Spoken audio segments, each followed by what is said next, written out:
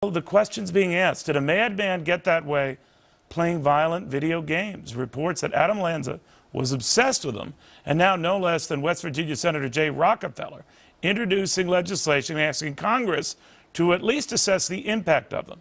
Video game developer Daniel Greenberg says games are not the problem. Maybe an overly meddlesome Congress could be. What do you make of this move on the part of the senator to assess games, maybe like your own or maybe like your industries, and that now's the time to do it?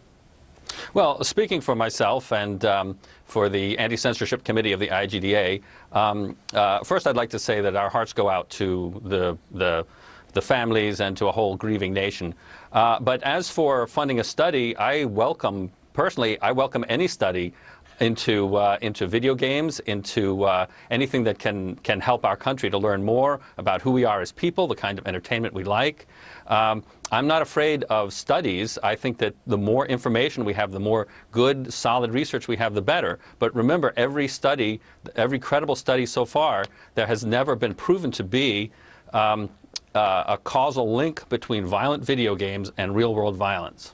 You know, one of the things that's come up here is that we do have a rating system for video games based on violence or any other things that would be deemed severe. And it's been, I guess, for kids. Now, this was a case of a 20-year-old man who might have been playing video games since he was a kid, but he was a grown man. How do you police that, or do you? Well, when you say police it, you're going down a very risky road when you want to police what adults are allowed to view and think about. I mean, remember, some people say that news television and newspapers are guilty of coarsening our society by showing war and by showing heinous events all over the world. So, and I'm sure you would agree that it's very risky to start talking about policing that. But that's let me give you real, right? I mean, your stuff is not.